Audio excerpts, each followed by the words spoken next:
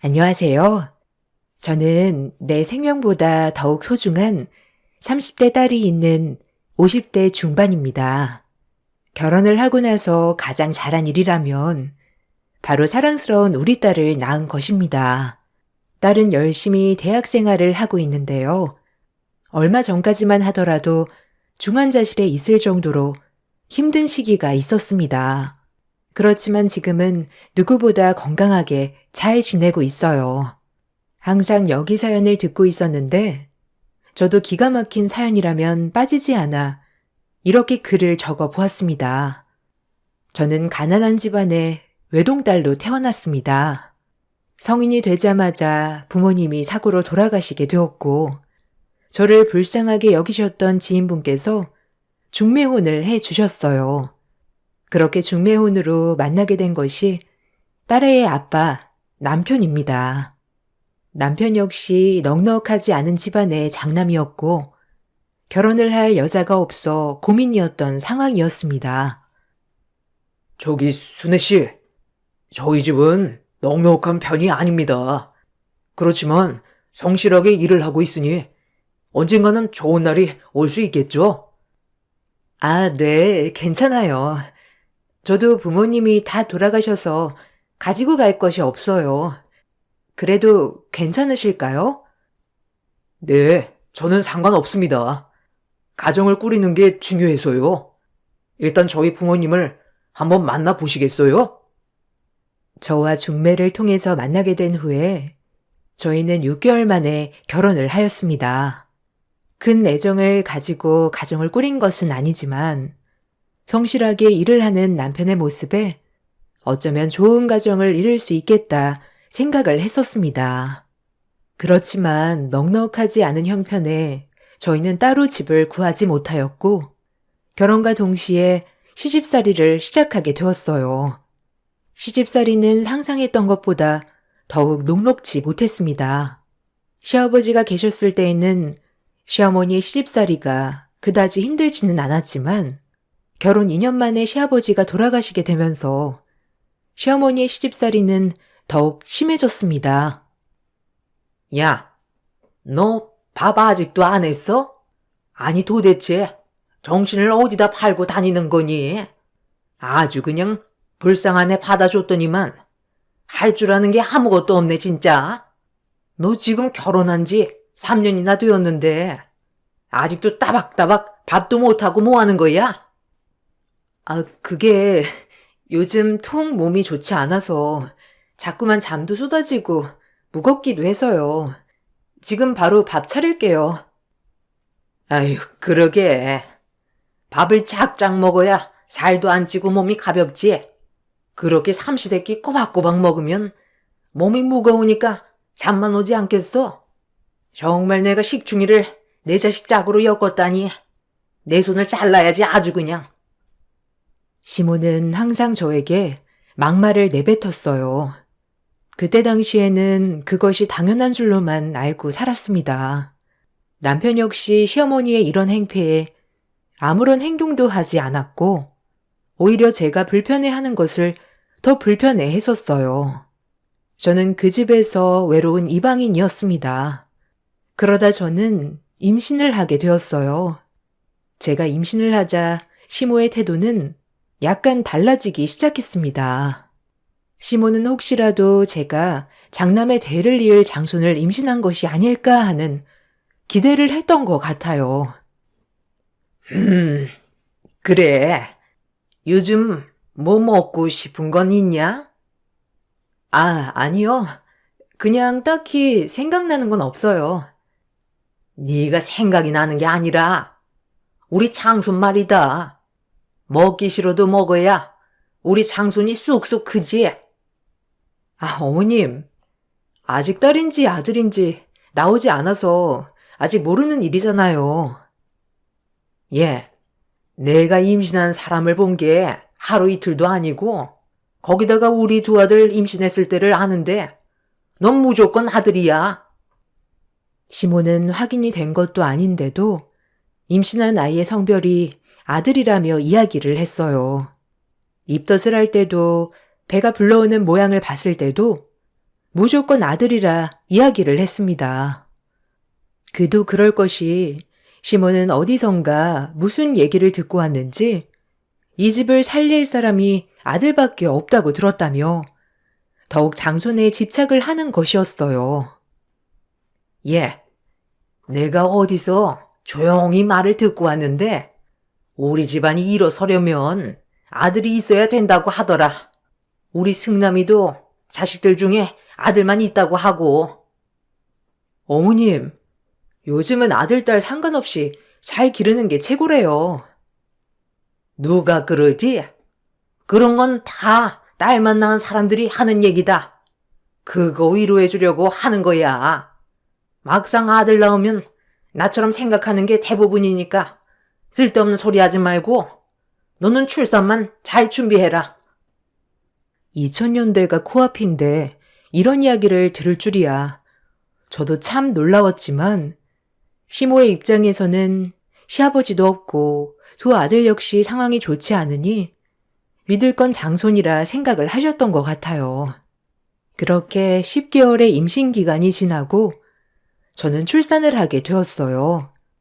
출산을 하고 나서는 다시 시집살이를 하게 되었는데 그 이유는 단지 딸을 낳았다는 것 때문이었어요. 엄마, 우리 왔어. 얼른 나와보쇼. 뭐가 이쁘다고 나와보래? 허참, 아들인 줄 알았더니만. 그게 다 제가 딸 얘기를 해서 그런 거야. 정말 하나를 제대로 하는 게 없어. 어머님, 저희 아이 한 번만 봐보세요. 너무 착하고 순해요. 병원에서도 이렇게 순한 아이 처음 봤다며 이야기했어요. 딸이 순해야지. 우러져 끼는 순간 니넨 여기서 쫓겨날 줄 알아. 에휴, 식중이 하나 더 늘었네. 임신 기간 동안 그나마 잘해주었던 시모는 딸아이를 출산하고 나서 다시 예전의 도욱한 시모로 돌아왔어요. 산후조리를 해야 하는 기간에도 시모는 제가 누워있기만 하면 그 꼴을 보지 못했고 저는 결국 제대로 된 산후조리도 하지 못한 채 집안일을 해야만 했습니다. 시모의 모진 시집살이에도 불구하고 참아야 했던 이유는 다시 돌아갈 친정이 없었을 뿐만 아니라 아직 어린 딸아이가 있었기 때문이었어요. 그 덕분에 저는 몸 상태가 나빠지게 되었고 아무리 시도를 해도 임신이 되지 않았어요. 임신을 해도 계속해서 유산이 되기 시작했습니다. 남편은 그런 상황에서 저에게 더 멀어지기만 했어요. 그러던 중 차남이었던 시동생이 결혼을 하게 되었습니다. 이번에 승진이 결혼하는 색시 봤니? 너랑은 다르게 거기는 집안도 좋고 애가 싹싹하니 몸도 건강하더라. 네, 저도 봤어요, 어머님. 너 혹시나 네가 형님이라고 형님 대우 받을 생각일랑 하진 말아라. 알지? 너는 딸만 낳고 몇 년 동안 임신도 못했는데 어떻게 맏며느리라고 할 수나 있겠니? 에휴, 내가 그때 너를 받아주지 않았어야 하는 건데. 어머님, 그만 좀 하세요. 그러는 어머니 본인은 여자 아니에요? 요즘 시대에 누가 무식하게 아들, 딸 차별해요. 이제 지연이도 다 알아들어요. 한 번만 더 차별하면 지연이 데리고 나갈 테니 그런 줄 아세요. 알아들으라고 하는 말이야. 쓸데없이 딸이나 낳아가지고. 예, 아들을 낳았으면 얼마나 좋니? 애비도 방황하지 않고 우리 집안도 살렸을 거 아니야. 시모는 동선의 집안이 마음에 들었고 고아였던 저와는 다르게 행복한 가정에서 자랐다며 만족해했어요. 거기다가 시집을 오면서 따로 집도 구하고 왔다며 능력 없어 자신과 같이 살고 있는 것과는 다르다며 행복해 하셨습니다. 그렇게 동서가 결혼을 하고 나서 동서는 바로 임신을 하게 되었어요. 동서가 임신을 했을 때에는 아이의 성별을 예상할 수 있었는데 아들이었던 것입니다. 어머나, 우리 둘째가 아들을 임신했구나. 아유, 장하다, 장해. 역시 우리 복덩이가 이번에 들어왔던 거야. 아이고, 장해라. 몸은 힘들지 않고? 아유, 어머님. 다 어머님 기도 덕분이죠. 몸은 힘들지 않은데 아이가 이것저것 먹고 싶은 게 많은가 봐요. 아이고, 우리 귀한 장순이 배가 고프다고? 아유, 그러면 안 되지, 안 돼.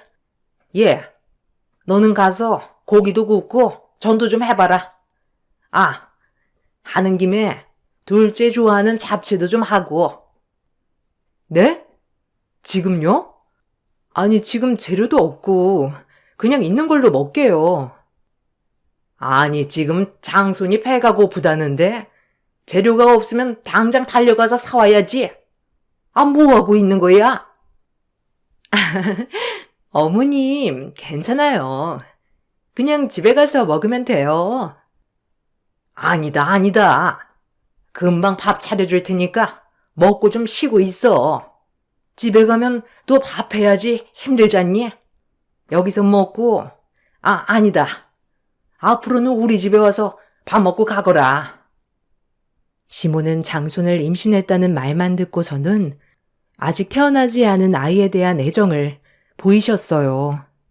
동서는 어머님의 사랑을 받으며 매일매일 집으로 와 밥을 먹기 시작했고, 동서가 힘들어 집에 오지 못하겠다고 하는 날에는 저에게 바리바리 음식을 싸들고 가 동서네로 가져다 달라고 호통했죠. 짜증나고 힘들기도 했지만 혹시라도 내가 잘못하게 되면 딸 지연이에게 못되게 굴까 싶어 외출하는 김에 들렸어요.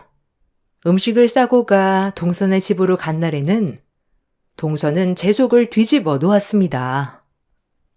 어머, 형님. 어머, 이 많은 걸 형님 혼자 하신 거예요? 어머, 대단하시네요. 그나저나 우리 어머님 장손이 태어나면 땅이며 예금이며 다 물려준다고 벌써부터 준비하시더라고요. 아, 그래? 몰랐네. 형님은 뭐 받으신 거 없으세요? 아니, 어머님은 민망하게 저한테만 그러시더라고요. 형님도 지금이라도 늦지 않았으니 힘 좀 써보세요. 저흰 이제 장손만 잘 키워도 될 것 같아요. 어머님이 땅도 주신다지 돈도 주신다지 걱정될 게 없네요. 동서가 출산을 하고 난 후에는 더욱 심한 차별이 시작되었어요. 점점 시간이 지날수록 딸아이와 조카의 차별은 더더욱 심해졌습니다. 동서는 아들 손주를 낳았다는 이유만으로도 시댁에서 사랑을 받았어요. 특히나 손주가 학교에 진학을 할 때가 되어서부터는 차별이 더욱 눈에 보이기 시작했어요. 아이고, 우리 장손. 우리 장손 이번에 초등학교 입학하지? 장손 학용품 사야 되니까 여기 용돈이니 잘 써라. 어머, 어머님, 100만 원이나 넣으셨어요? 아니 뭘 이렇게 많이 넣으셨어요. 형준아, 할머니께 고맙습니다 해야지. 할머니, 고마워. 근데 할머니, 나 장난감도 사주면 안 돼? 이번에 꼭 사고 싶은 거 있단 말이야. 엄마랑 아빠는 안 된대. 아니, 우리 장손이 갖고 싶다는데 왜 그걸 안 사줘? 할미가 사줄 테니까 걱정하지 마. 시모는 없는 살림 속에서도 시조카가 가지고 싶다는 건 다 사주고 용돈도 많이 챙겨주기 시작하셨어요. 저희 딸아이도 그 자리에 있었지만 눈길조차 주지 않았습니다. 딸아이가 간혹 우리 부부가 일을 하는 사이 필요한 학용품이 있어 잠시 돈을 빌려달라고 했을 때에도 한 푼도 줄 수 없다며 욕을 하기도 했습니다. 이런 시모의 태도에 저는 너무나 화가 났어요. 저에게도 모자라 딸아이에게까지 차별을 하니 분노가 치솟았습니다. 여보, 어머님 좀 너무하신 거 아니야? 아니, 우리 지연이도 중학교 입학하는데 돈 10,000원은커녕 챙겨주지도 않으시고 형준이한테는 100만 원이나 주셨어. 당신은 이거 좀 부당하다고 생각 안 해? 당신 지금 돈 안 줬다고 이러는 거야? 아니, 엄마한테 돈이 어디 있어. 거기다가 형준이는 장손이니까 더 챙겨준 거고. 우리 형편 뻔히 알면서 엄마가 돈 안 줬다고 이렇게 얘기해? 아니, 돈이 문제가 아니고 항상 그러잖아. 지연이는 온갖 심부름 다 시키면서 형준이는 와도 가만히 앉아있기만 하고 거기다가 지연이가 급해서 준비물 살 돈 5,000원 빌려달라고 했을 때 어머니는 정신머리가 없느니 이래서 여자애는 필요가 없다느니 막말해서 그런 거지. 아, 무슨 막말이라는 거야. 지금까지 어머니 성격 알잖아. 모르고 지금껏 버틴 것도 아닌데. 새삼스럽게 왜 그래? 아, 머리 아프게 좀 하지 마. 제발. 남편은 이런 저의 말에도 관심을 갖지 않았어요. 오히려 엄마의 태도가 하루 이틀이냐며 갑자기 얘기하는 제가 이상하다고 이야기를 했었죠. 저는 이대로 딸아이에게 불행을 넘겨줄 수 없다고 생각해 모든 가족들의 반대에도 취업을 했습니다. 적게나마 돈을 벌어서 모은다면 딸과 둘이서 살 수 있는 작은 집 하나는 마련할 수 있지 않을까 생각을 했어요. 그 이후로도 시어머니의 차별을 끝나지 않았습니다. 명절이 되어서도 부엌에 있는 건 저와 제 딸이었죠. 지연아, 그만하고 너도 가서 TV 보고 있어. 엄마가 다 해도 되니까 여기 있지 말고 어서 나가. 엄마, 나는 엄마랑 있는 게 편해. 그리고 엄마가 이렇게 고생하는데 어떻게 나가 있어? 내가 도와줄 테니까 엄마 얼른 하고 같이 쉬자. 예, 너네는 부엌에서 아니 무슨 말이 이렇게 많니? 명절 음식에 니네들 침 다 들어가겠다. 둘째야, 형준이 뭐 먹고 싶은 거 챙겨봐라. 네, 어머님. 어머, 형님. 아직 다 안 하셨어요? 제가 앉아서 도와드릴 걸 그랬나 보다. 그래, 조금 도와줘. 음식 양이 늘어나니까 혼자 하기가 힘드네. 도와주긴 무슨? 얘 혼자서도 잘하니까 그냥 둬라. 너는 저기 따뜻한 데 앉아서 형준이랑 음식 먹으면서 쉬고 있어. 할머니, 너무한 거 아니에요? 엄마 혼자 어제부터 오늘까지 쉴 틈 없이 재료 준비하고 일하는데. 너? 어디서 소리를 질러?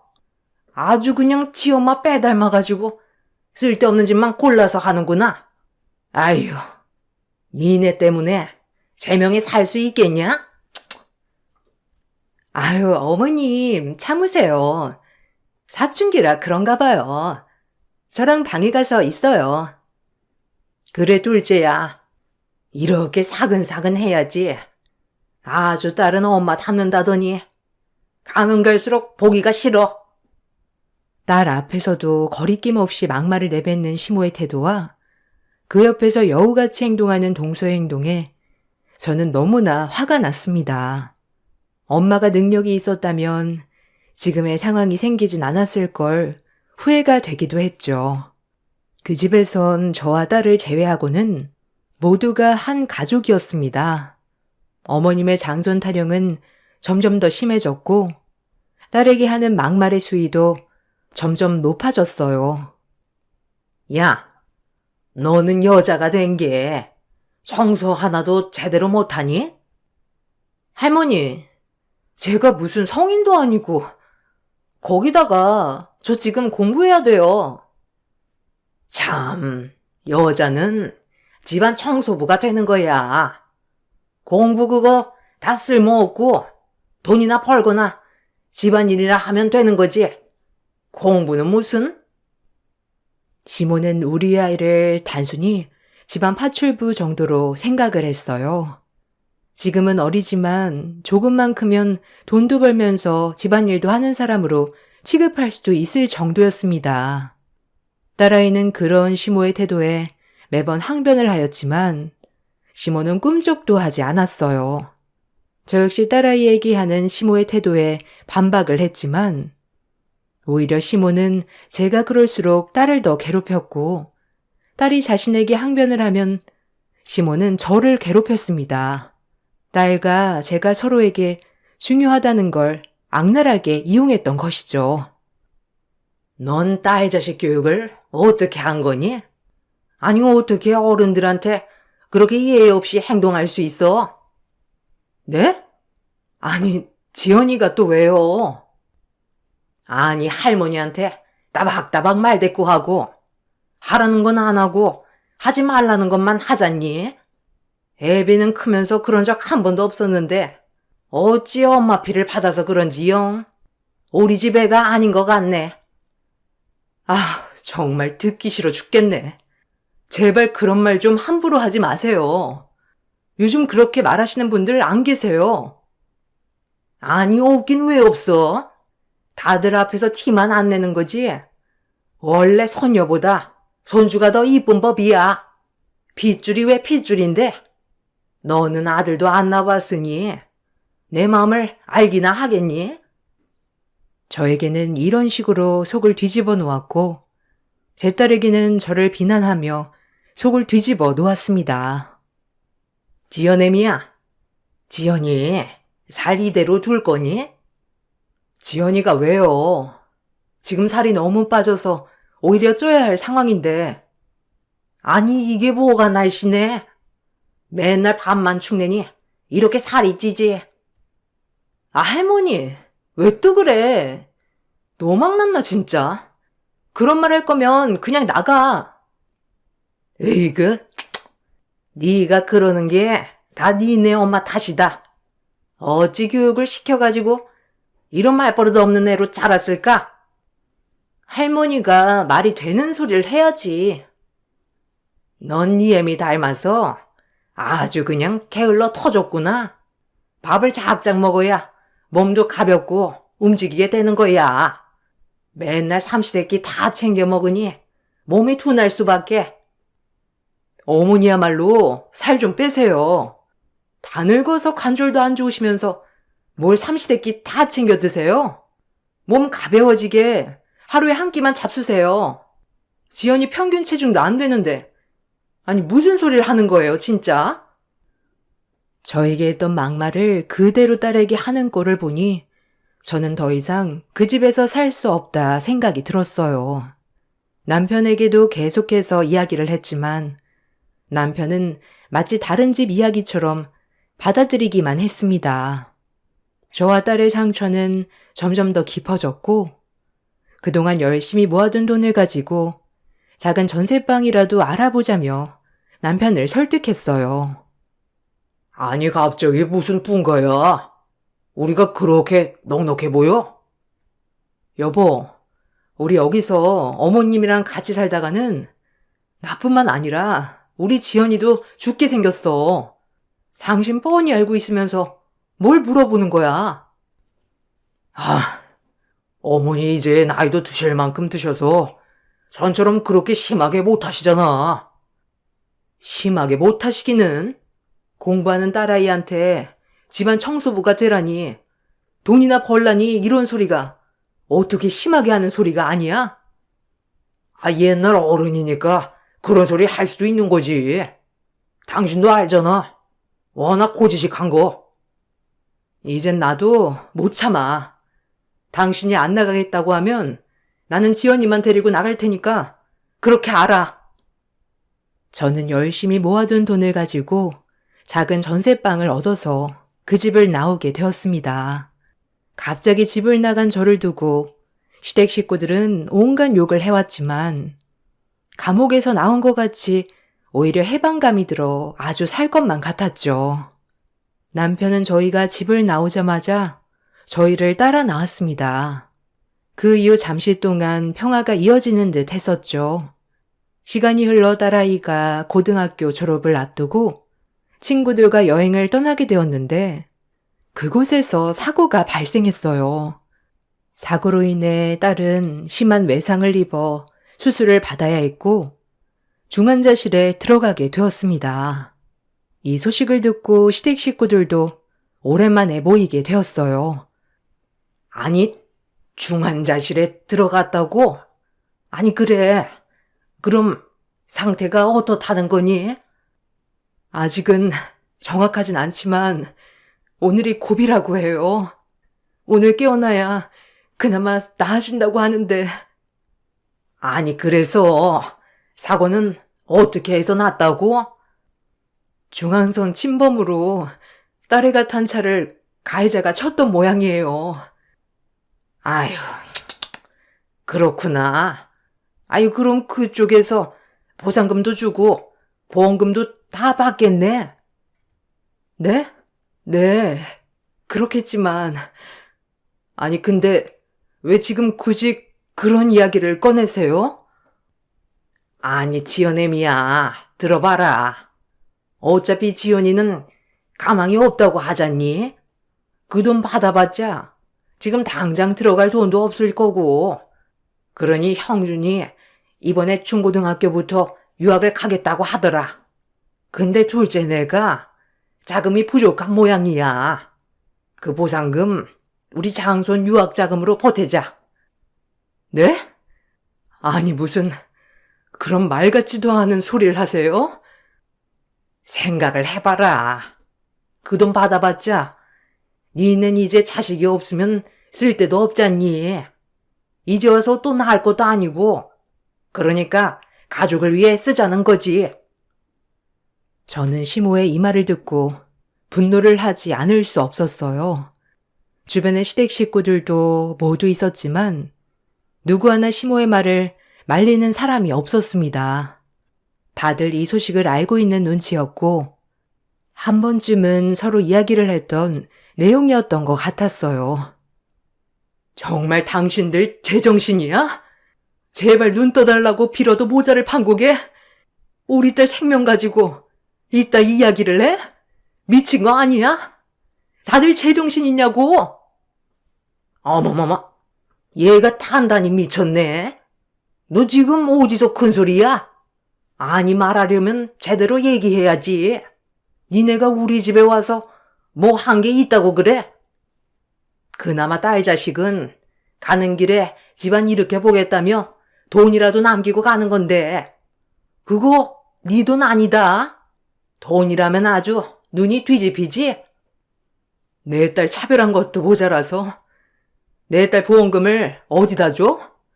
그래, 진짜 눈 뒤집히는 꼴 한번 봐볼래? 내가 지금 제정신으로 보여? 아유, 형님, 진정 좀 하세요. 진정 좀 하시고 어머님 얘기 좀 들어보세요.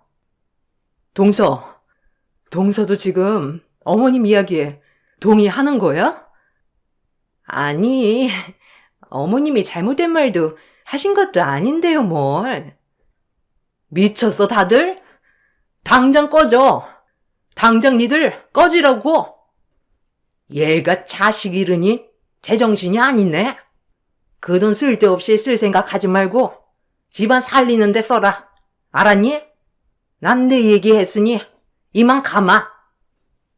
시모는 끝까지 얼토당토하지 않은 이야기를 남기고 자리를 떠났고 저는 시댁 식구들과의 인연을 완전히 끊어야 되겠다 결심을 했습니다. 남편과의 대화를 통해서 남편과도 이제는 더 이상 함께하지 못하겠다는 생각을 했네요. 당신 왜 그 자리에서 아무런 말도 하지 않았어? 어머님 하신 이야기 못 들었어? 우리 지연이 보험금으로 장손 유학 보내겠다잖아. 여보, 지연이 솔직히 언제 정신 차릴지도 모르는 상황이고 어차피 가해자가 보상금 준다고 하잖아. 그 돈으로 일단 병원비 쓰면 되는 거고 보험금은 보태주면 되는 거지. 아, 왜 그렇게 삐뚤게만 생각하는 거야? 뭐? 당신 지연이 아빠 맞아? 그 돈이 어떤 돈인 줄 알고 그런 얘기를 하는 거야? 아, 막말로 지연이가 언제 정신 차릴 줄 알고 지금 돈을 묵혀두고 있어. 차라리 우리 집안 장손한테 주는 게 나을 수도 있지. 당신 정말 어머님 아들 맞네. 모자가 쌍으로 미친 소리만 하고 있네 정말. 등신도 이런 상등신이 없겠다. 실망이고 당신 같은 남편 아니 아빠도 필요 없으니까 그만 끝내. 저는 남편에게 크게 실망을 하게 되었고 저는 이혼을 선언했습니다. 남편은 겨우 돈 때문에 이혼을 선언하는 거냐며 거부를 하였어요. 더 이상 저는 남편과 아니 그 집안과 연결이 되고 싶지 않아 독하게 마음을 먹고 변호사를 통해 이혼 소송을 했습니다. 이혼이 진행되는 동안에도 딸 지원이는 눈을 뜨지 못했습니다. 중환자실에서 계속해서 치료를 받으면서 연명하고 있었죠.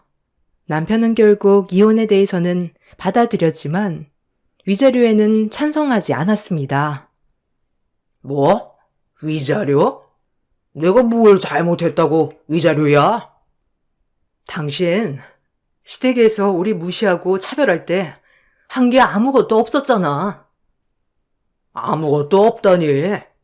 당신 따라서 분가하고 시댁에 안 가도 별말 안 한 게 어떻게 아무것도 안 한 거야? 당신 병원에서 일 잊어버렸어? 거기서 시댁 식구들 누구 하나 지연이 상태 괜찮은지 보는 사람 없었어. 근데 그 와중에 보험금은 받았는지 그것만 물어봤잖아. 우리를 뭘로 받길래 그런 소리를 했던 건데 그게 부당대우가 아니면 뭐가 부당대우야. 그 와중에 당신은 아무 말도 하지 못하고 있었잖아. 궁금해 물을 수도 있는 걸 가지고 그게 부당대우라 할 수 있어? 난 이거 못 받아들여. 항소할 거니까 그렇게 알아. 결국 남편은 이혼 소송에 항소하여 상급 법원으로 가게 되었죠. 종종 시모나 동서가 병원에 왔었다는 소식을 들었지만 딸아이가 언제 떠나는지를 확인하고 있는 듯해 저는 너무나 화가 났습니다. 저는 희망을 놓치지 않고 정성으로 딸아이를 위해 빌고 또 빌었습니다.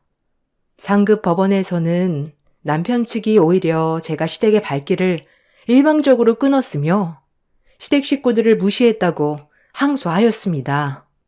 병원에서 제가 소리를 지르며 난동을 피웠던 장면을 그 증거로 제출을 했던 것이죠. 저는 너무나 억울했지만 시댁 식구들의 부당 대우에 대해서 입증할 또 다른 증거 자료가 필요했습니다. 이번에 증거가 충분하지 않으면 위자료 부분에서는 불리하게 결정될 수도 있어요. 아쉽지만 판결이 바뀔 수 있을 것 같습니다. 네. 그 인간들 정말 인간 같지도 않네요.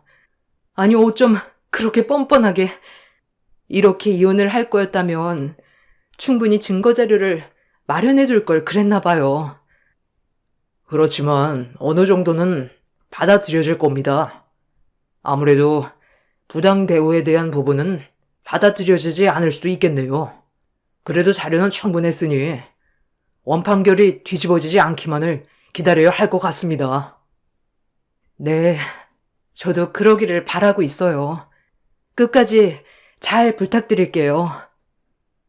남편은 위자료를 지급하지 않고자 그동안 제가 보냈던 메시지 내용 등 다양한 자료들을 제출하였고 이 때문에 원심이 바뀔 가능성이 높아지게 되었습니다.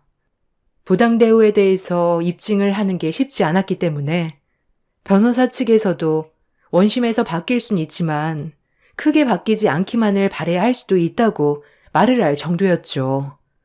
그렇게 상급 법원의 결정이 내려지던 날 예상 밖의 일이 발생했죠.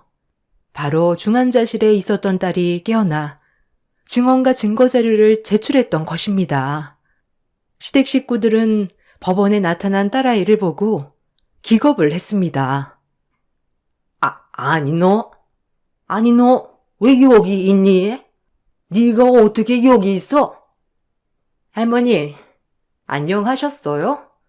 제가 여기 있는 게 굉장히 아쉬우신가 봐요. 아니, 할머니뿐만 아니라 작은 엄마도 똑같은 표정이시네요. 어머머머, 아니 언제 깨어났어? 아니 며칠 전까지는 중환자실에 있었던 거 아니야? 네, 맞아요. 제가 거의 죽을 뻔했는데 억울한 우리 엄마 두고 제가 갈 수가 없어서요. 죽기 살기로 버텨서 깨어나게 되었네요. 이렇게 깨어난 덕분에 제가 우리 엄마가 당한 일들 다 진술하고 증거 자료도 건넸어요. 뭐? 뭘 건넸다는 거야? 당한 일이 뭐가 있다고? 너 다치더니? 어디 머리가 어떻게 된 거 아니냐? 할머니, 저한테 보낸 문자 기억 안 나세요? 저 대학 등록금 쓰지 말고 모아뒀다가 그쪽 장손 유학자금 대야 된다고 했던 거요. 거기다가 제가 싫다고 문자 보내니 지혜미 닮아서 버릇없다며 폭언 줄줄이 써서 또 보냈잖아요. 작은 엄마는 또 안 그러셨어요?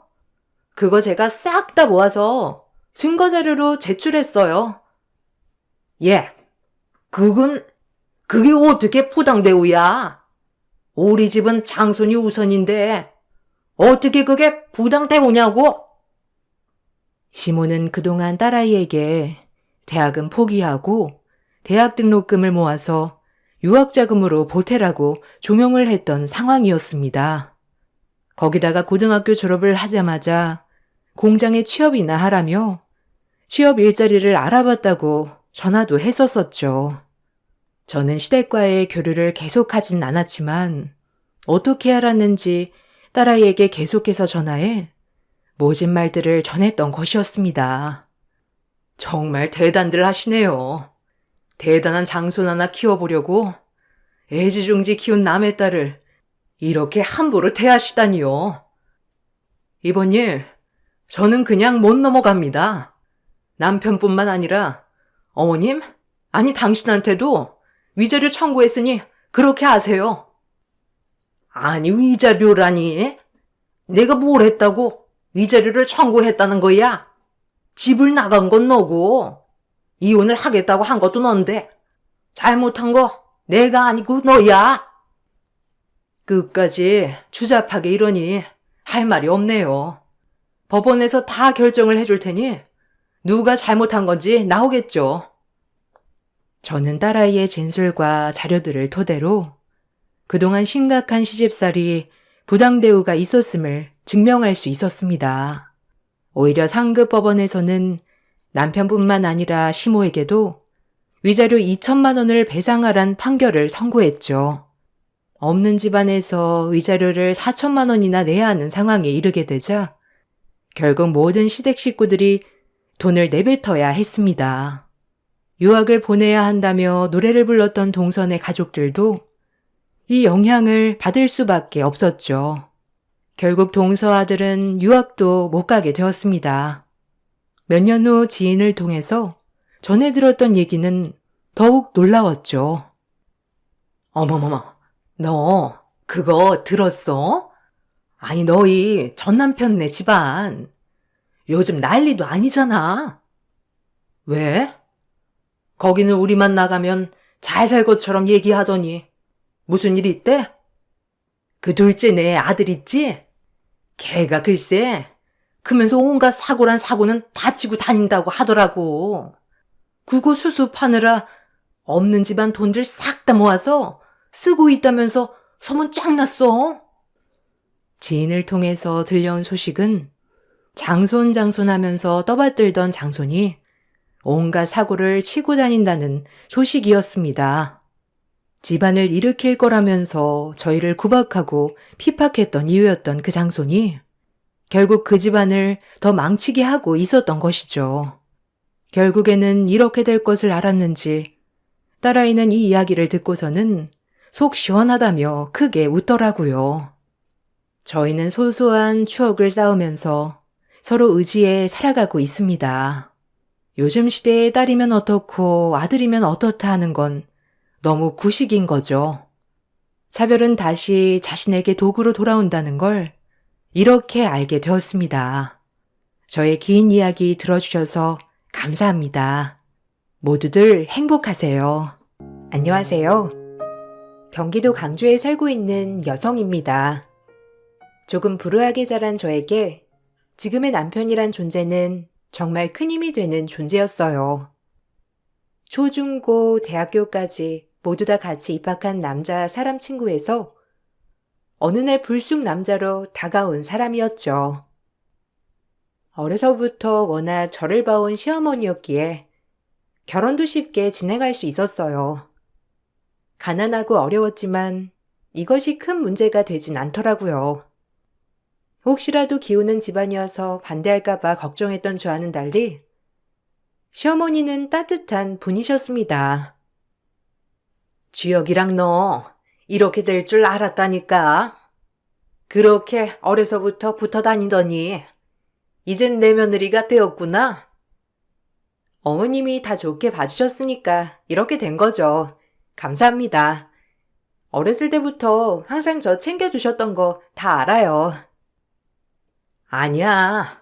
네가 심성이 좀 착했니? 우리 주혁이랑 참 좋게 잘 지내기를 그때도 얼마나 바랬다고. 여하튼 잘 지내보자. 네가 내 며느리로 들어와서 너무 기뻐. 주혁아, 너 여자 하나 잘 골랐다. 엄마가 얼마나 지영이를 좋아하는데. 엄마가 어렸을 때 지영이 좀 챙겨줬어. 사실 내가 좋아하니까 같이 다니기도 한 거고. 어쨌든 고부가 보기 좋네. 저 부족한 거 많은 거 알아요. 어머님한테 많이 배우고 친엄마라고 생각하며 제가 잘할게요. 받아주셔서 감사해요. 늘 친구의 어머니로만 뵙다가 시어머니가 된 어머님은 제가 생각한 것 이상으로 저에게 잘해주시는 분이었어요. 부모님이 안 계신 저를 살뜰히 챙겨주시기도 하고 항상 맛있는 게 있으면 먼저 저에게 먹어보라고 권유도 했으니까 말이죠. 어렸을 때 이런 분이 내 친엄마였으면 어떨까라는 상상도 해봤었고 왜 우리 엄마는 빨리 돌아가셨을까 그런 생각을 하게 했던 분이었어요. 그런 분을 어머님으로 맞이한다는 것 자체가 참 마음이 벅차고 설레는 순간이었는데 저에게는 그런 분이셨어요. 남편 또한 저와 어머니가 잘 지내는 모습을 정말 보기 흐뭇해했고 앞날에 꽃길만이 있을 줄 알았어요. 나 진짜 당신 부모님들한테 잘할 거야. 어려서부터 그렇게 챙겨주셨는데 지금도 이렇게 잘해주시는 것 좀 봐. 내가 무슨 복이 있어서 이런 시부모님들을 만났을까? 내 인생에서 당신을 만난 게 가장 큰 축복이야. 정말 고마워. 네가 어렸을 때부터 좀 착했냐? 딱 엄마가 네 심성을 알아본 거지. 나야말로 너한테 더욱더 잘할게. 걱정 마. 항상 외로웠을 너 생각하면서 마음이 진짜 좋지 않았어. 이제 무엇보다 네 가족이 된 만큼 평생 외롭지 않게 해줄 거야. 문제가 없는 결혼 생활이었지만 이런 행복도 잠시 시어머니의 본 모습을 알고 가슴이 무너져 내리게 되었답니다. 어렸을 때부터 늘 다정다감했던 어머니는 제가 알던 사람이 맞는지 정말 의심이 들 정도로 다른 분이었어요. 동서와 함께 제 이야기를 하는 어머님을 보고 큰 충격에 빠지게 되었거든요. 사람한테 이렇게까지 상처를 받을 수 있나 싶었어요. 형님은 저희 둘이서 어머님 친구분들이랑 놀러 갔다 온 거 모르죠? 저렇게 둔해서 어떡한데요? 맹에 빠져가지고. 에휴, 그러니까 내가 맹꽁이라고 부르지 않니? 주혁이만 아니면 결혼 절대 안 시키지. 근데 어떻게 떡하니 데리고 온 걸. 자식이 좋다는 거 말릴 수도 없고 하여튼 정말 성에 안 차는 며느리야. 부모 복이라도 없으면 지 복이라도 있어야지. 얼굴 봐라. 얼마나 복없게 생겼니? 이래서 없이 자란 애들은 티가 난다니까. 얼굴에 그늘이 팍 쪄가지고 나도 쟤 볼 때마다 한숨이 나와. 그래도 어머님은 포커페이스 진짜 잘하시는 것 같아요. 전 형님한테 형님 소리 할 때마다 왜 이렇게 답답한지. 사회에서 만났으면 절대 말도 섞지 않을 사람이긴 하잖아요. 아주버님은 진짜 뭐에 반해서 저런 여자를 데리고 온 건지. 주혁이가 얼마나 정이 많니? 그저 어렸을 때부터 불쌍하게 여겨서 그렇게 데리고 다니더니 둘이 눈 맞은 거지 뭐. 내가 그때 둘이 같이 다니지 말라고 뜯어 말렸어야 했는데 설마 하니 저런 애랑 눈이 맞을 줄 내가 알았겠어? 그저 불쌍해서 잘해줬더니 주제 파악 못하고 우리 아들을 마음에 품어? 예, 이런 말 그만하자. 말하면 입도 아프고 더 열불나. 어머님, 진짜 인품이 대단하세요. 어떻게 그런 친구를 가까이 하게 하다니. 형님이 가정환경이 한참 기울었잖아요. 걔가 공부를 좀 잘했게. 걔랑 다니면 주혁이도 공부 열심히 할까봐 둘이 다니게 내버려 둔 거지. 뭐 그 덕에 주혁이가 노무사 됐잖니.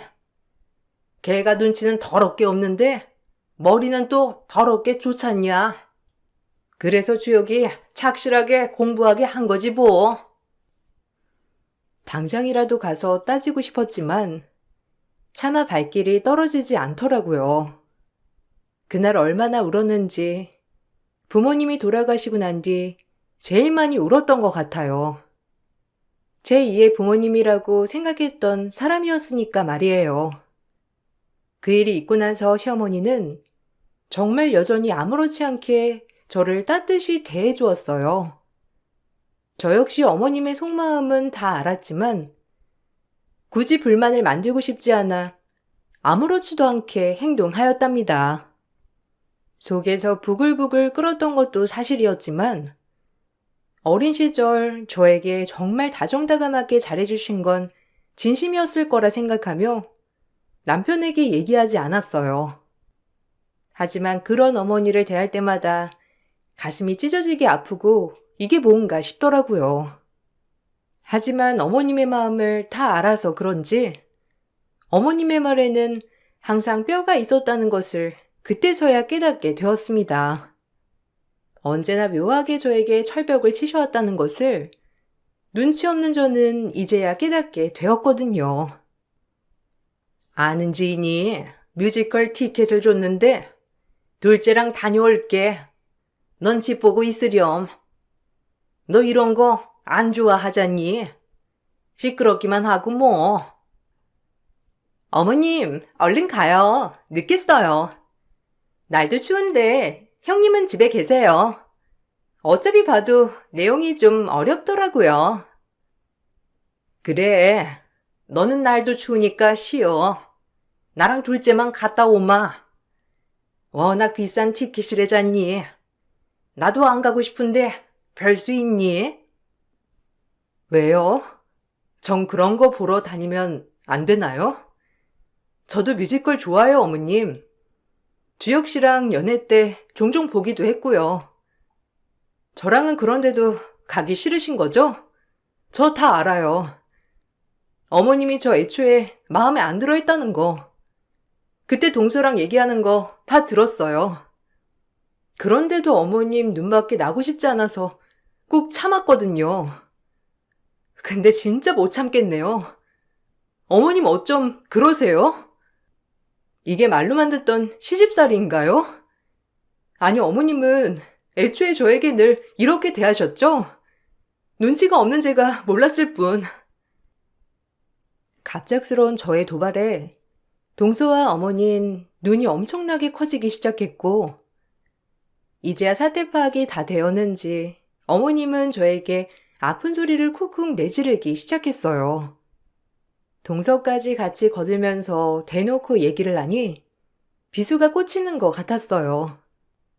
처음 보는 어머님의 얼굴이었고 그렇게 대놓고 확인 사살을 받으니 마음이 갈기갈기 찢어지면서 정말 아프더라고요. 뭐? 아니, 그럼 그때 얘기 다 듣고도 너 그동안 나한테 못 들은 척 그렇게 고상한 척 했던 거야? 너 아주 무서운 애구나? 어쩜 애가 그렇게 깜찍하게 못 들은 척 하면서 아무렇지 않게 나를 대해? 그리곤 속으로 뭐라고 생각했니? 아, 기막혀. 형님, 살쾡이에요? 남의 이야기를 왜 엿들어요, 엿듣기? 그리고 엿들었으면 인기척이라도 하시지. 그냥 잊어보려 했어요. 그동안 어머님을 정말 친엄마처럼 생각했으니까 못 들었다고 혼자 되뇌면서 잊어보려고 했고, 그래서 어머님 볼 때마다 정말 괴로웠어요. 전 어머님을 온 마음을 다해서 진심으로 대했는데 어떻게 그럴 수가 있으세요? 그래, 뭐 다 안다니. 내가 할 말은 없는데 네가 들은 대로야. 솔직히 내가 너 눈에 착이나 했겠니? 우리 주혁이 노무사에다가 그렇게 소개해달라고 했던 여자들이 얼마나 많았는 줄 알아? 근데 하고 많은 사람들 중에 그게 너? 내가 얼마나 당황스럽던지. 다 큰 성인이 결혼한다는데 왈가왈부할 수 없는 일이니 허락은 했다만 아직도 기가 차. 어려서부터 주혁이 따라 졸졸거리던 너를 내가 떼어놨어야 했는데 그저 불쌍해서 좀 챙겨줬기로써니 그걸 이렇게 갚니? 어머님 말이 맞아요. 형님 진짜 주제 파악하세요. 제가 이런 말씀은 안 드리려고 했는데 저희 집에 한참 딸리잖아요. 넌 입 다물어. 모든 걸 차라리 이렇게 입으로 들으니 속이 시원하네요. 가식 떨지 말고 이렇게 애초에 대했으면 어머님이 기피하던 며느리 절대 보실 일 없으셨을 텐데. 참 방법을 잘못 쓰신 것 같아요. 저 없이 자라고 불우하게 컸어도 남들한테 피해준 적 없어요. 근데 제가 왜 이런 취급을 당해야 해요? 주혁 씨 노무사라고요? 저 대기업 법무팀 팀장이에요. 이건 뭐 쉬운 줄 알아요? 유치하게 급을 나누자는 게 아니라 제가 할 수 있는 선에서 최선을 다해서 달려왔고 부모님 일은 인력으로도 안 되는 일이잖아요. 그건 제 노력으로 되지 않았던 일인데 어쩜 그런 걸 가지고 제 마음을 이리 아프게 하세요? 그러니까 네 복이라는 거지. 그래서 재수 없다는 거고 더 이상 말하지 마. 그리고 아무런 티도 내지 마. 알겠니? 정녕 부모 자식 간에 원수 만들겠다는 거 아니면 그 입 다물으라는 거야. 난 하던 대로 할 테니까 너도 표정 관리 잘하라고.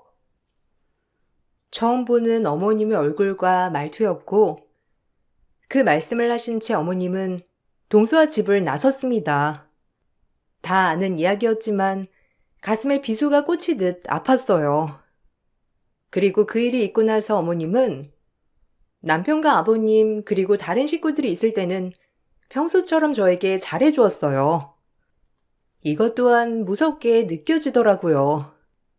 원래도 이런 두 얼굴을 가지고 있었나 싶은 게 말이에요. 당신 왜 이렇게 못 먹어? 뭐 안 좋은 일 있었어? 밥 좀 팍팍 먹어. 가뜩이나 살쪄야 하는데 더 마르겠다.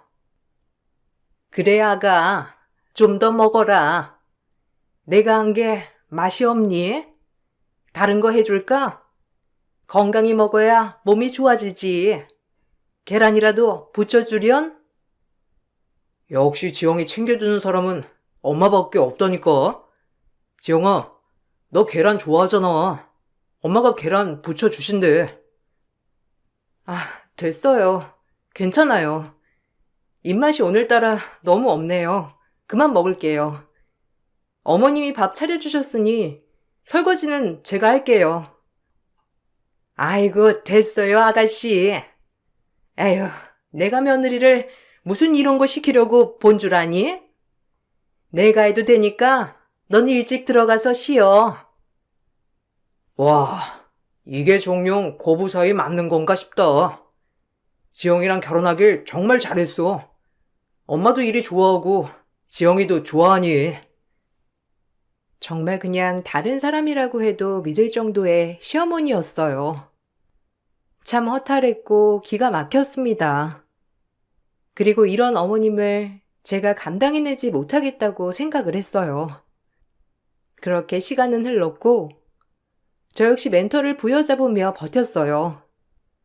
그래 어려서 부모님도 이러는데 이깟 일이 대수랴 싶으면서 합리화를 했고 뒤이어 동서가 임신을 하게 되었습니다.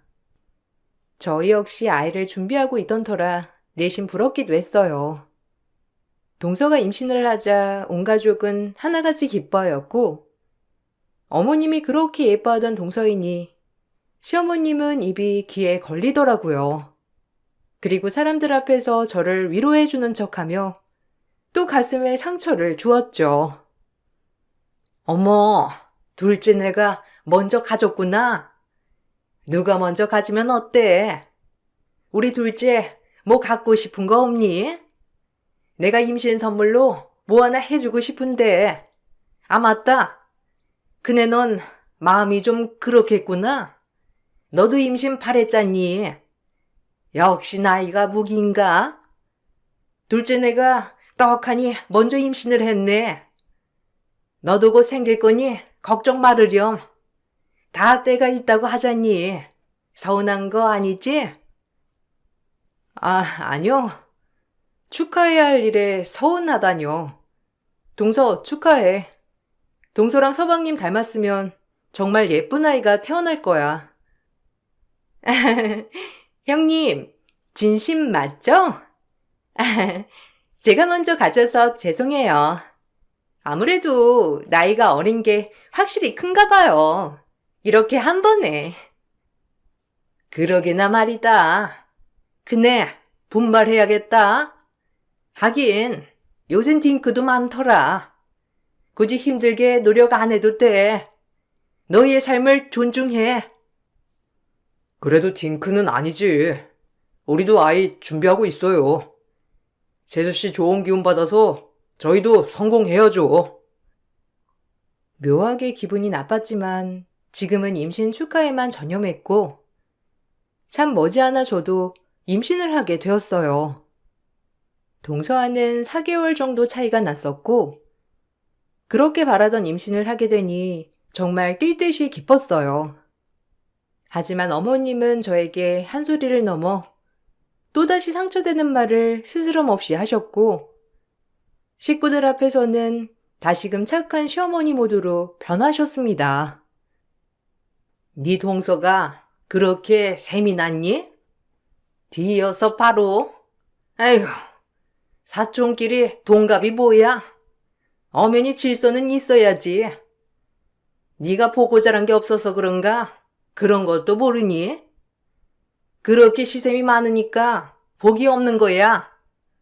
지 동서 축하해주진 못할 망정. 지도 떡하니 애를 배? 에휴, 진짜. 마음에 안 드는 거 투성인데 여기까지만 말할게. 내 말 무슨 뜻인지 알아들었겠지? 제가 임신 바란 거 아셨잖아요. 근데 임신한 게 이렇게 욕 들어 먹을 일인가요? 전 아직도 어머님한테 적응이 안 돼요. 제가 왜 이런 말을 듣고 살아야 하는지, 제가 알던 어머님이 맞는지 아직도 믿지 못하겠다고요. 네가 반 무덤이잖아. 그러니까 맹꽁이가 그냥 맹한 척 주는 친절에 고마워나 할 것이지. 남의 마음을 캐? 뭐든지 제 잘못이라고 하는 시어머니였어요.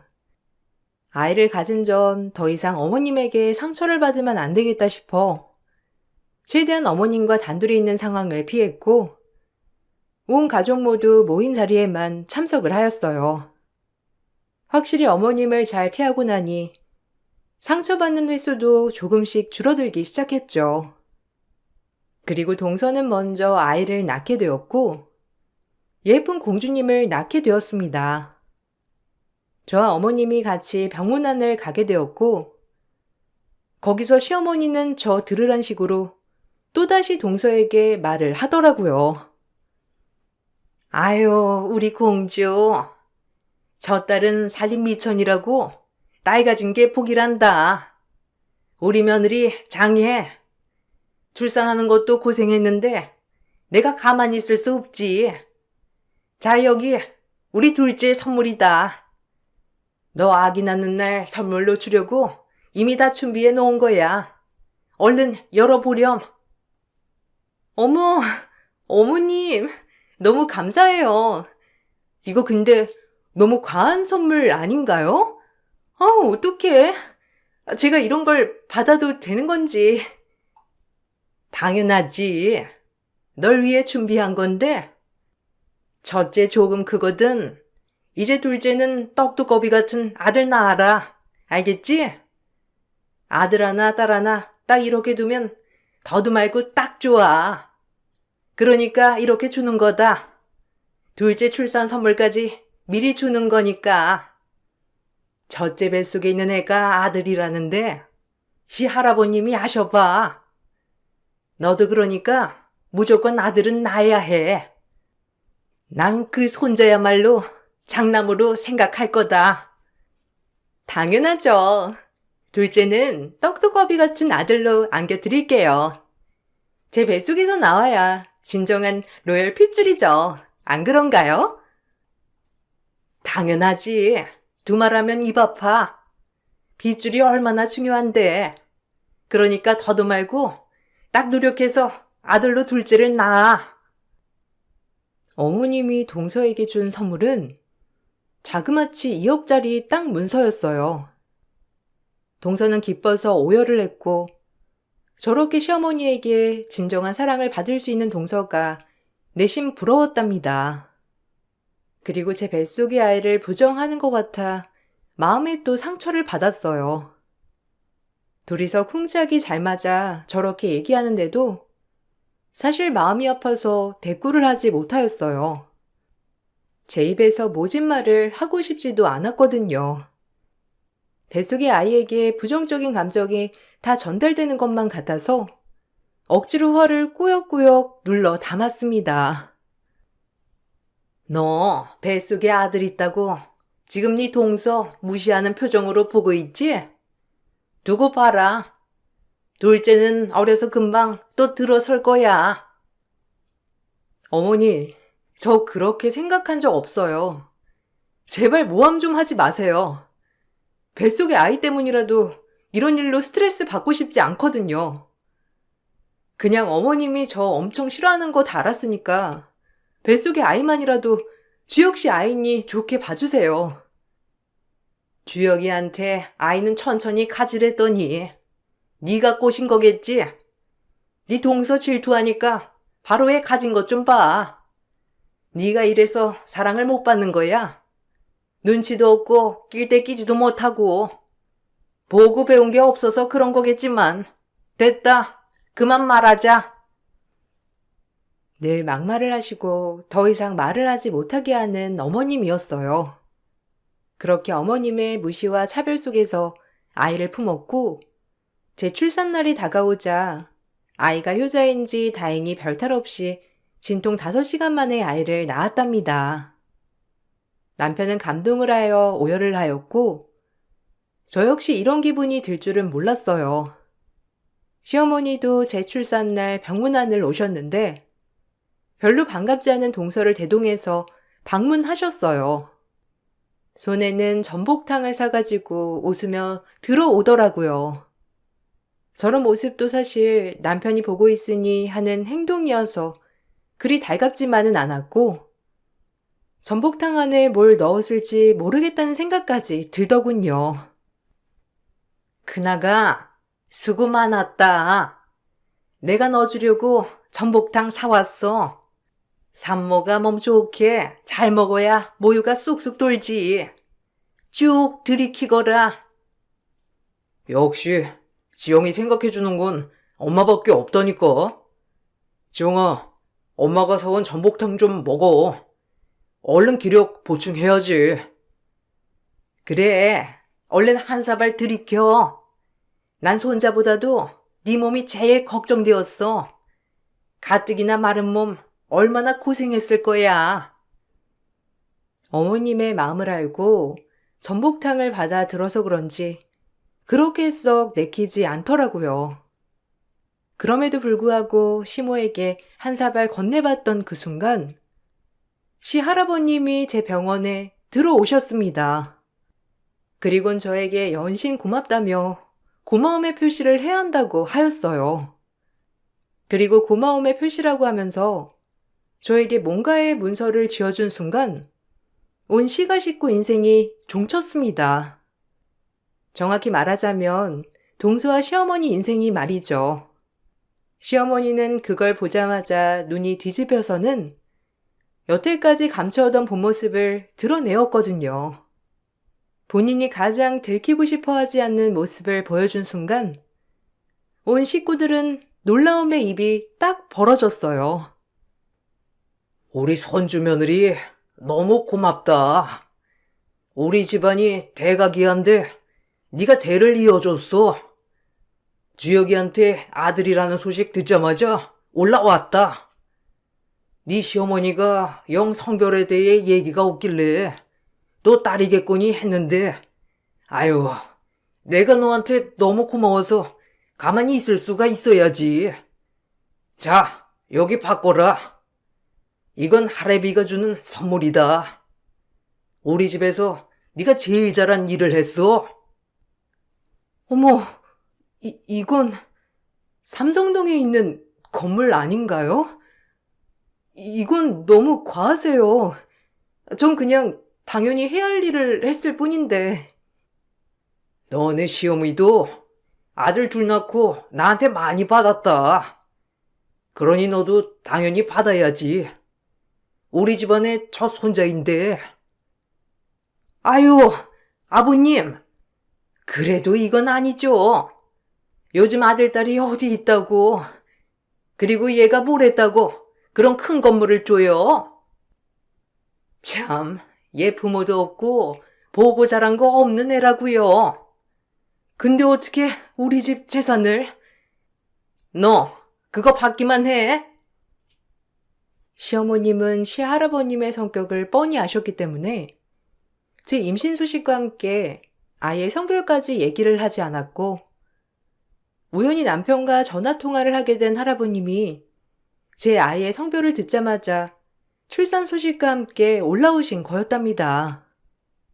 그리고 역시나 시할아버님은 저에게 선물이라며 과한 선물을 주셨어요. 사실 남편네 집은 가지고 있던 땅이 재개발과 더불어 할아버지의 명확한 투자로 인해 큰돈을 만졌었거든요. 전 이 큰 선물을 받고 너무 감동했지만 시어머님은 절대 받지 못하게 했답니다. 엄마, 평소에 지영이 그렇게 생각하고 있었어요? 진짜 너무하네요. 지영이가 얼마나 엄마를 좋아했는데 부모 없는 게 무슨 죄라고 그렇게 말씀하세요? 엄마한테 진짜 실망이에요. 지영아, 미안하다. 내가 대신 사과할게. 아주버님, 그건 아니죠. 그리고 할아버님, 저도 아기 낳았는데 어떻게 저한텐 아무것도 안 주세요? 제가 첫 손주를 안겨드린 거잖아요. 정말 너무하시네요. 집안으로 보나 뭐로 보나 다 형님보다 제가 월등한데 혹시 손주 며느리를 착각하신 거 아닌가요? 저 여자가 뭘 했다고 건물을 주냐고요. 어머님, 진짜 이건 아닌 것 같아요. 꼴랑 전 땅문서인데.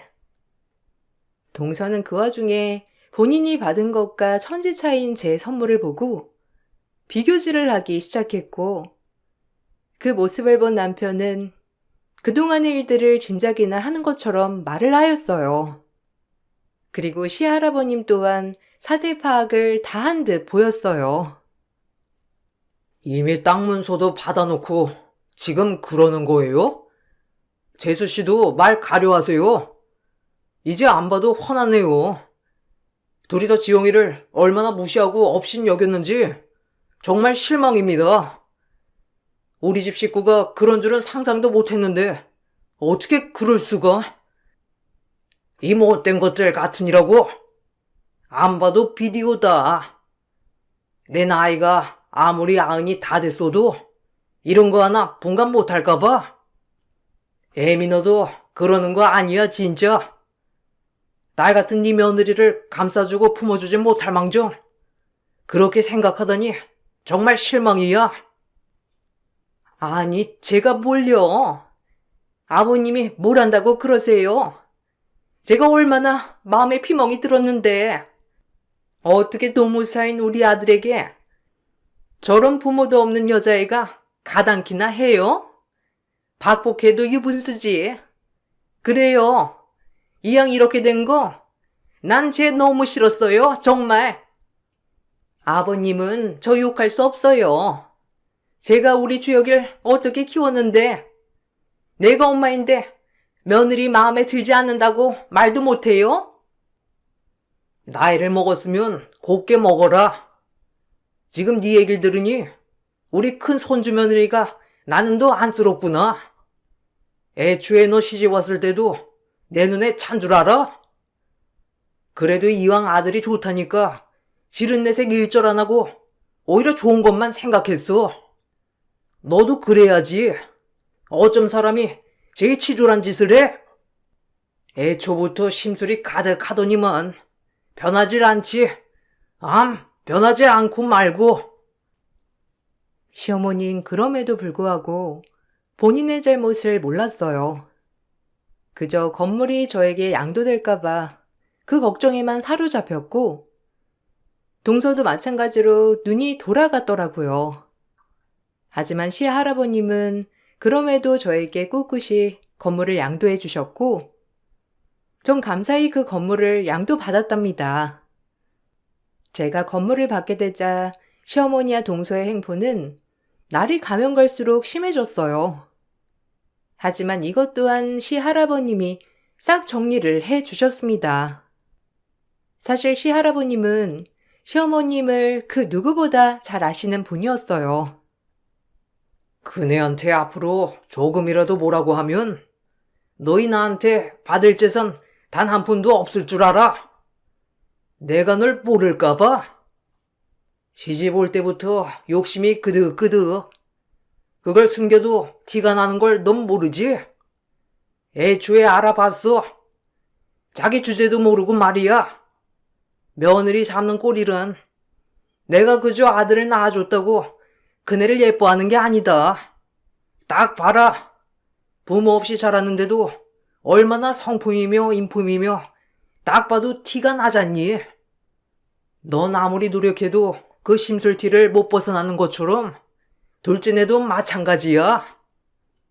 아무리 노력해도 따라오지 못하는 게 성품과 인품이다. 넌 네 시어머니 똑 닮았어. 얼굴에 심술이 그득해가지고.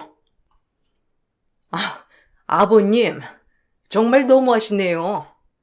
며느리를 앞에서 이렇게 개쪽을 줘야 시원하세요? 그리고 아버님 같으면 아들을 저렇게 훌륭하게 키워놨는데 웬 부모도 없는 천의 고아가 차지하면 마음이 어떻겠어요? 근데 왜 저만 탓하냐고요? 부모 없는 게 그네 잘못이냐? 넌 아직도 반성을 모르는구나. 됐다. 더 얘기할 필요도 없겠어. 너 욕심 많은 건 진작 알았다만 내 손주들을 잘 키워줘서 그래도 이 재산 나 죽으면 네 앞으로 해주려고 했는데 그저 건물 하나 큰 손주 며느리 준 걸로 이렇게까지 화내는 간장 쫑지라면 넌 내 재산 한 푼 받을 자격이 없어. 당장 유언장을 수정할 거야. 더 할 얘기 없다. 어머, 할아버님, 그건 아니죠. 어머님이 지금 잠깐 이성을 잃으셔서 그래요. 아니면 그 재산 저희 남편이랑 아주버님이 나눠 갖게 되는 건가요? 아유, 그렇다면 뭐 굳이 할아버님을 말리진 않겠지만요. 손주들은 끔찍하시니. 네 시엠이랑 같은 종족인 너한테 내가 이 재산을 줄 것 같냐? 알아서 할 거다, 뒤처리는. 이만 내려가 봐야겠다. 그리고 시할아버님은 곧장 시골로 내려가셨어요. 시어머님 모든 재산을 한 푼도 받을 수 없다고 생각하자 통곡을 하며 울기 시작했고, 그것 또한 저 때문이라며 화를 내었죠. 남편은 그 모습을 보더니 본인 엄마에게 정말 실망을 한 듯 했고, 그 와중에 동서는 그럼 재산 분할이 어떻게 되는 거냐며 본인의 입속만 챙기고 있는 꼴이더라고요. 시어머니가 울든 말든 아무 상관도 안 하는 동서를 보고 있으니 정말 웃음이 나왔습니다. 돈에 눈먼 여자들 같은 생각이 들었거든요. 엄마, 그렇게 모든 걸 지영이 탓할 거면 우리도 이제 여긴 안 올게요. 그게 낫겠어. 서로 보는 게 스트레스인데 왜 만나? 우리 갈게요. 그리고 엄마한테 정말 실망했어. 엄마의 모든 것에 다 의심이 들어. 저희 이만 갈게요. 여보, 가자. 내가 널 어떻게 키웠는데 그런 말을 하니? 여자의 눈이 돌아도 그렇지. 이럴 순 없는 거다. 이 집 남자들이 다 뭐가 씌어가지고 저 부모도 없는 천의 고아한테 저렇게 눈들이 뒤집혀? 그깟 아들 낳은 게 뭐라고. 정말 어이가 없네. 아니, 아주버님, 그래도 이도 자식인데 혹시 할아버님이 재산 분배를 손자들한테 각자 해 주시겠죠? 그것만 대답해 주세요. 돈에 환장들 했네요. 재수 씨까지 진짜 너무해요. 그 와중에 이런 모습들을 보이니 제 아내가 얼마나 그동안 마음속에 응어리가 줬을지 상상이 가요. 당분간 못 볼 것 같네요. 다들 할아버지가 엄마와 재수 씨를 본 모습이 아주 딱 맞아요. 전 그렇게 시댁과 절연하다시피 했고, 때 되면 시골에 할아버님을 뵈러 가긴 하지만 거의 시댁에는 가고 있지 않답니다. 제 아들 커가는 모습을 보며 할아버님은 정말 뛸 듯이 기뻐하세요. 아직 옛날 사람이라 아들 사랑이 각별하신 분이라 제가 아들을 낳았다는 이유 하나만으로 이렇게 국빈 대접을 해 주신답니다. 사실 그래서 가끔은 혹시 내가 딸을 낳았으면 어땠을까라고 생각은 해보았지만 이렇게 앞으로의 인생이 편해지라고 아들을 낳았나 보다는 생각이 들기도 해요. 어머님은 그 이후로 재산을 위해 할아버님에게 사죄를 했지만 대쪽 같은 할아버님은 한사코 사과를 사양하셨답니다. 그네한테 미안해해라. 나한테 하지 말고. 네가 사과할 사람은 내가 아니라 그네야. 지금 네가 재산 때문에 일어나 본데 그러지 마라. 사람이 그러면 못 쓴다. 돈이야 없다가도 있는 거고 있다가도 없는 건데 사람이 얼마나 귀한 자산이건을. 아버님, 그래도 우리 세월이 얼마인데 어떻게 이런 식으로 저를 내치시는 거예요? 저 그냥 너그럽게 생각해 주세요. 나한테 이럴 게 아니라니까. 난 마음 안 변한다. 그네한테 먼저 사죄하고 와. 그래야 나도 마음이 풀어질까 말까야. 그리고 그렇게 예뻐하던 동서도 시어머님 앞에서 재산을 취득하려는 모습을 보이자 두 고부도 끝이 났다고 해도 가언이 아니라고 하더라고요. 남편에게 듣기론 시동생도 그런 이기적인 동서와 이혼하고 싶지만 아이 때문에 억지로 참고 산다고 하더군요. 그런 남편은 본인 동생이 안쓰럽다고 저에게 얘기를 했고, 저 역시 그 말을 들으니 참 안타까웠어요. 그리고 언젠가 시동생이 한 번은 터지지 않을까 생각도 했답니다. 참 돈이 뭐길래 이렇게 가정이 파탄 나는지도 참 무서운 것 같아요. 할아버님이 어머님을 받아주지 않자 어머님은 저에게 미안하다고 한번 만나자고 했지만 제 마음의 상처가 아물지를 않아서 만남을 꺼리고 있답니다. 진실이 없는 어머님은 그저 돈 때문에 저에게 미안하다고 하는 거 뿐일 테니까요. 그리고 아무도 없는 저에게 진정한 가족이 뭔지를 깨닫게 해준 남편에게 정말 고마운 생각이 든답니다. 지금 이 행복이 깨지지 않기만을 바랄 뿐이에요. 여러분, 제 외로웠던 인생 앞으로 행복할 거라고 꼭 응원해 주시면 감사하겠습니다. 그럼 여기서 글을 마쳐볼게요. 늘 행복하세요.